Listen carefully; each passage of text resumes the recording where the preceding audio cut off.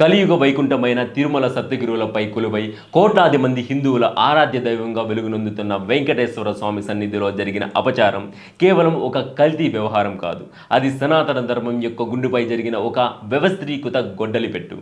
కొన్ని వందల ఏళ్లుగా పరమ పవిత్రంగా భక్తి శ్రద్ధలతో తయారు చేసే శ్రీవారి లడ్డూ ప్రసాదంలో జంతువుల కొవ్వు కలిసిందన్న వార్త ప్రపంచవ్యాప్తంగా ఉన్న కోట్లాది మంది హిందువుల మనోభావాలను ముక్కలు చేసింది.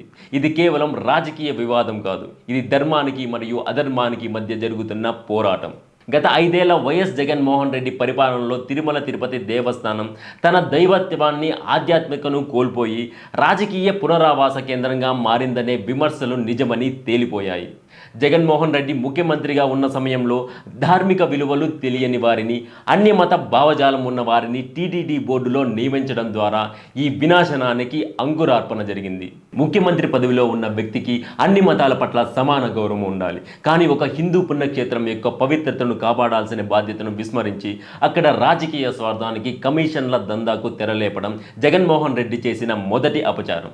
ఇది కేవలం ఒక పాలనా వైఫల్యం కాదు, ఇది హిందూ సమాజం యొక్క విశ్వాసాలను మంటగలిపే ప్రక్రియ. తిరుమల కొండపై గోవిందనామ స్మరణ వినపడాలే తప్ప అపవిత్రమైన రాజకీయ వాసనలు రాకూడదు అన్నది ప్రతి భక్తుడి ఆకాంక్ష. కానీ ఆ ఆకాంక్షను జగన్ ప్రభుత్వం తుంగలో తొక్కింది.